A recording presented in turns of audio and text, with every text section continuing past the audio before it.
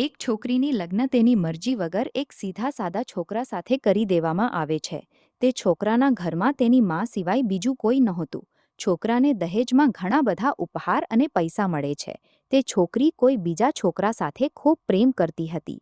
છોકરી લગ્ન થયા પછી પોતાના સસુરાલ આવી. સુહાગરાતના દિવસે છોકરો દૂધ લઈને આવે છે તો દુલ્હન પોતાના પતિને પ્રશ્ન પૂછે છે. જો પત્નીની મરજી વગર પતિ તેને હાથ લગાડે તો તેને બળાત્કાર કહેવાય કે હક? પતિએ જવાબ આપ્યો, તમને વધારે વિચારવાની કોઈ જરૂર નથી, બસ દૂધ લઈને આવ્યો છું, પી લેજો, હું ફક્ત તમને શુભરાત્રિ કહેવા આવ્યો હતો. એટલું કહીને તે ઓરડામાંથી નીકળી જાય છે. છોકરી મન મારીને રહી જાય છે, કારણ કે છોકરી તો કંઈક બીજું જ ઈચ્છતી હતી. તે ઈચ્છતી હતી કે લડાઈ ઝઘડો થાય, જેથી મારો આ ગવારથી પીછો છૂટી જાય. હતી તો તે દુલ્હન પણ ઘરનું કોઈ પણ કામ નહોતી કરતી. બસ દિવસભર ફોન પર ઓનલાઈન રહેતી અને ન જાણે કોની સાથે વાતો કરતી રહેતી. પણ બીજી તરફ છોકરાની મા વગર કોઈ ફરિયાદ ના બિચારી દિવસભર ખાવાનું બનાવવાથી લઈને ઘરનું બધું કામ કરતી, પણ દરેક પળે પોતાના હોઠો પર મુસ્કાન સાથે જ રહેતી. છોકરો એક કંપનીમાં નાનો કર્મચારી હતો અને ખૂબ જ મહેનતુ અને ઈમાનદાર. ઘણા મહિના વીતી ગયા પણ પતિ પત્ની હજુ સુધી એક સાથે નહોતા સૂઈ. તે છોકરો ખૂબ શાંત સ્વભાવવાળો હતો, તેથી તે વધારે બોલતો નહોતો.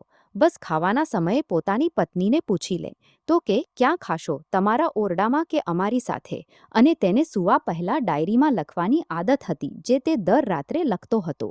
છોકરી પાસે એક સ્કૂટી હતી. તે રોજ બહાર જતી હતી. જ્યારે તેનો પતિ ઓફિસ જતો અને પતિ પાછા ફરે તે પહેલાં જ આવી જતી. એક દિવસ છોકરો ઘરે જ હતો, કારણ કે તે દિવસે છુટ્ટીનો દિવસ હતો. તો છોકરી સારા ભલા ખાવાને પણ ગંદુ કહીને અને તેની માને ખરાબ ભલું બોલીને ખાવાનું ફેંકી દે છે. પણ તે દિવસે તે શાંત રહેનારો તેનો પતિ પોતાની પત્ની પર હાથ ઊંચો કરી દે છે. પણ મા પોતાના દીકરાને ખૂબ ડાંટે છે. પણ છોકરીને કોઈ બહાનું જોઈએ હતું ઝઘડાનું, જે તેને મળી ગયું હતું. તે ગુસ્સામાં બડબડાટ કરતા સ્કૂટી લઈને નીકળી પડે છે. તે છોકરી જે રોજ ઘરથી બહાર જતી હતી, તે જેની સાથે પ્રેમ કરતી હતી, તેની પાસે મળવા જાય છે. તે છોકરી તે છોકરાને ખૂબ ચાહતી હતી, પણ તેને ખબર હતી કે દરેક છોકરીની એક હદ હોય છે, જેને ઇજ્જત કહેવાય છે. તે તેને હજુ સુધી બચાવી રાખી હતી. ઉધર છોકરી પોતાના પ્રેમ પાસે પહોંચી જાય છે અને કહે છે, હવે તો મને એક પળ પણ તે ઘરમાં નથી રહેવું. આજે ગવારે મારા પર હાથ ઊંચો કરીને સારું નથી કર્યું. તે છોકરો બોલ્યો, અરે તમને તો હું ક્યારથી કહી રહ્યો છું કે ભાગ ચાલો મારી સાથે ક્યાંક દૂર, પણ તમે છો કે આજકાલ કરતા રહો છો. છોકરી બોલી, લગ્નના દિવસે હું આવી તો હતી તમારી પાસે, પણ તમે જ તો મને પાછી ફેરવી દીધી હતી. છોકરો બોલ્યો, ખાલી હાથે ક્યાં સુધી જાય, તમે જ બોલો. મેં તો કહ્યું હતું કે થોડા પૈસા અને ગહના સાથે લઈ લો, પણ તમે તો ખાલી હાથે આવી હતી. એક નવી જગ્યાએ જીવન નવેસરથી શરૂ કરવા માટે પૈસા તો જોઈએ જ ને. છોકરી બોલી, તમારા અને મારા વિશે જાણ્યા પછી મારા ઘરવાળાઓએ બેંકની પાસબુક અને એટીએમ અને મારા ગહના બધું રાખી લીધું હતું. તો હું પછી શું કરતી, શું લાવતી પોતાની સાથે? અમે બંને મહેનત કરીને પણ તો કમાઈ શકતા હતા. છોકરો બોલ્યો, ખાલી હાથે ભાગતા તો આ ઈશ્કનું ભૂત 2 દિવસમાં જ ઉતરી જાત, સમજી? અને હું જ્યારે પણ તમને સ્પર્શ કરવા માંગુ છું ત્યારે ખૂબ નખરા કરો છો. કહો છો લગ્ન પછી સ્પર્શ કરવો. છોકરી બોલી, હા, લગ્ન પછી જ સારું થાય છે આ બધું, અને હું તમારી તો છું. લગ્ન કર્યા પછી પણ આજ સુધી હું તે ગવાર સાથે નથી સૂઈ, કારણ કે મેં તમને જ પોતાનો પતિ માન્યો છે. બસ તમારા નામનું સિંદૂર લગાડવાનું બાકી છે. બસ તે લગાડી દો, પછી બધું તમારું જ તો છે. છોકરો બોલ્યો, ઠીક છે, હું તૈયાર છું, પણ આ વખતે થોડા પૈસા જરૂર સાથે લઈને આવજો. આ મત વિચારજો કે હું દૌલતથી પ્રેમ કરું છું. હું ફક્ત તમારી સાથે પ્રેમ કરું છું. બસ થોડા નાના મોટા બિઝનેસ માટે પૈસા જોઈએ છે. છોકરી બોલી, તે ગવાર પાસે ક્યાં હશે પૈસા? મારા બાપ પાસેથી 4 લાખ અને ઉપરથી મારુતિ કાર લીધી છે તેણે. બસ થોડા ગહના છે, તે લઈને આવી જઈશ. આજે છોકરો છોકરીને હોટલનું સરનામું આપીને ચાલ્યો જાય છે. છોકરી ઘરે આવીને ફરીથી લડાઈ કરે છે, પણ તે એકલી જ બૂમો પાડતી રહે છે. તેની સાથે લડનારું કોઈ નહોતું.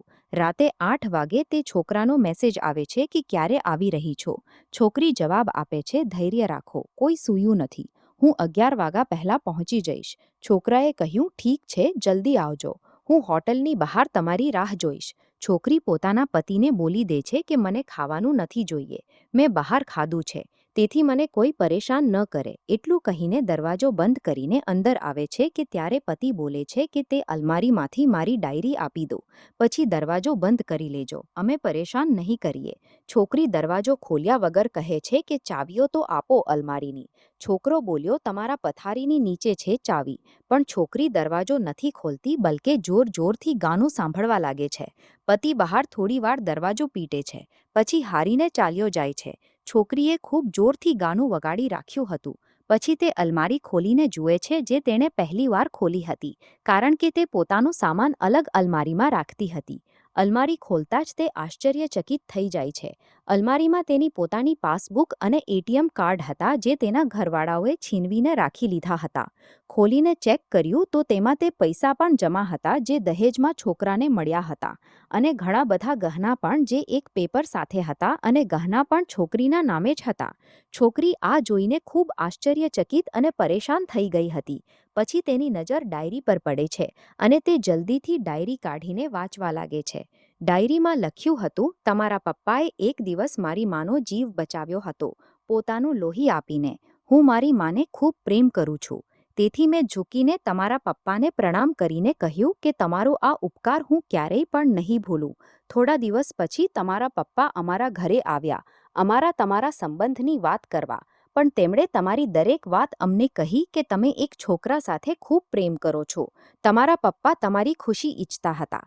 તેથી તે પહેલાં તે છોકરાને જાણવા માંગતા હતા જેની સાથે તમે પ્રેમ કરો છો, કારણ કે તમે તમારા પપ્પાની પ્યારી જ્યોતિ હતા, અને દરેક બાપ પોતાની દીકરી માટે એક સારો ઈમાનદાર છોકરો ઈચ્છે છે.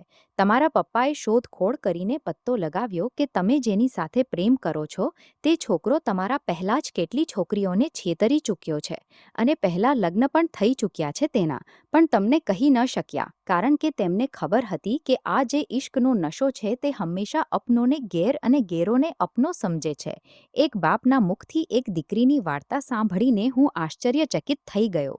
કદાચ જ કોઈ બાપ અહીં સુધી વિચારે. મને વિશ્વાસ થઈ ગયો હતો કે એક સારો પતિ હોવાનું સન્માન મળે કે ન મળે, પણ એક જમાઈ હોવાની ઇજ્જત હું હંમેશા મેળવી શકું છું. દહેજમાં મળેલા બધા પૈસા મેં તમારા ખાતામાં ટ્રાન્સફર કરી દીધા, અને તમારા ઘરથી મળેલી ગાડી આજે પણ તમારા ઘરે જ ઊભી છે. તે ગાડી મેં તેથી મોકલી કે જ્યારે તમને મારી સાથે પ્રેમ થઈ જાય તો અમે બંને સાથે ચાલીશું ક્યાંક દૂર ઘૂમવા. દહેજના નામથી નફરત છે મને, કારણ કે મેં દહેજમાં મારી બહેન અને પપ્પાને ગુમાવ્યા છે. મારા પપ્પાના છેલ્લા શબ્દો પણ એ જ હતા કે કોઈની દીકરીના બાપ પાસેથી ક્યારેય એક રૂપિયો પણ ન લેવો. મર્દ હો તો કમાઈને ખવડાવવું. પછી આગળ લખ્યું હતું કે તમે આઝાદ છો, ક્યાંય પણ જઈ શકો છો. ડાયરીના વચ્ચેના પાના પર તલાકના પેપર છે જેના પર મેં પહેલેથી જ સહી કરી દીધી છે. જ્યારે તમને લાગે કે હવે આ ગવાર સાથે નથી રહેવું તો તમે સહી કરીને ક્યાંય પણ પોતાની બધી વસ્તુઓ લઈને જઈ શકો છો. છોકરી અચંભિત અને પરેશાન હતી. ન ઈચ્છતા પણ ગવારના શબ્દોએ દિલને સ્પર્શી લીધું હતું, અને ગવારના અનદેખા પ્રેમને અનુભવીને પોપચા પણ ભીંજાઈ ગયા હતા. ડાયરીમાં આગળ લખ્યું હતું, મેં તમને તેથી માર્યા કારણ કે તમે માને ગાળ આપી હતી, અને જે દીકરો પોતાની સામે માની બેઇજ્જતી થતાં સહન કરી જાય, પછી તે દીકરો કેવો? આગળ ચાલીને તમારા પણ બાળકો થશે, ચાહે તે કોઈની સાથે પણ હોય. ત્યારે તમને અનુભવ થશે માની મહાનતા અને પ્રેમ. હું તમને દુલ્હન બનાવીને હમસફર બનાવવા લાવ્યો છું, જબરદસ્તી કરવા નહીં. જ્યારે પ્રેમ થઈ જાય તો ભરપૂર વસૂલ કરી લઈશ તમારી પાસેથી. જો તમે મારી થઈ તો બેપનાહ મોહબ્બત કરીને, અને જો કોઈ બીજાની થઈ તો તમારા હકમાં દુઆઓ માંગીને. છોકરીનો ફોન વાગી રહ્યો હતો જે વાઇબ્રેટ મોડ પર હતો. છોકરી હવે દુલ્હન બની ચૂકી હતી. પોપચામાંથી આંસુ વહી રહ્યા હતા. રડતા રડતા મોબાઈલમાંથી પહેલા સિમ કાઢીને તોડી, પછી બધું સામાન જેમ હતું તેમ રાખીને ન જાણે ક્યારે ઊંઘ આવી ગઈ, ખબર ન પડી. સવારે મોડે ઉઠી ત્યાં સુધી ગવાર ઓફિસ જઈ ચૂક્યો હતો. પહેલાં નાહી ધોઈને સાડી પહેરી, પછી લાંબી સી સિંદૂર નાખી પોતાની માંગમાં, અને પછી મંગળસૂત્ર. જ્યારે પહેલાં એક ટીકા જેવું સાઈડ પર સિંદૂર લગાડતી હતી જેથી કોઈ છોકરો ધ્યાન ન આપે, પણ હવે જે દૂરથી પણ દેખાય એવી લાંબી અને ગાઢી સિંદૂર લગાડી હતી દુલ્હને. પછી રસોડામાં જઈને સાસુમાને જબરદસ્તીથી ઓરડામાં લઈ આવી અને તૈયાર થવા કહે છે, અને પોતાના ગવાર પતિ માટે થોડો હલવો અને ચા બનાવીને પોતાની સ્કૂટી પર સાસુમાને જબરદસ્તી મસ્તીથી બેસાડીને ચાલી પડી. જ્યારે સાસુમાને કંઈ ખબર જ નથી કે વહુ આજે મને ક્યાં લઈ જઈ રહી છે. પછી રસ્તામાં સાસુમા પાસેથી પતિના ઓફિસનું સરનામું પૂછીને ઓફિસ ચાલી જાય છે. પતિ અચંભિત થઈ જાય છે પત્નીને આ હાલતમાં જોઈને. પતિ બોલ્યો, બધું ઠીક તો છે ને માં? પણ જ્યાં સુધી માં બોલે તે પહેલાં જ પત્ની ગળે લાગીને કહે છે, હવે બધું ઠીક છે, આઈ લવ યુ.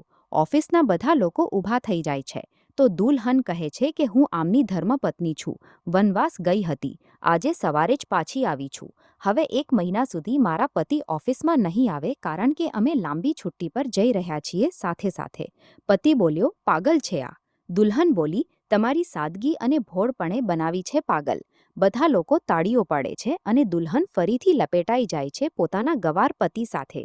ક્યારેક અમારા અપનોના મોટા કઠિન નિર્ણયો હોય છે, પણ અમે સમજી શકતા નથી કે અમારા અપનો અમારી એટલી ફિકર કેમ કરે છે. પોતાના મા બાપના નિર્ણયોનું સન્માન કરો, કારણ કે આ બે જ એવા માણસો છે જે તમને હંમેશા સૌથી વધુ પ્રેમ કરે છે. પોતાના મા બાપનું દિલ ક્યારેય ન દુખાડો.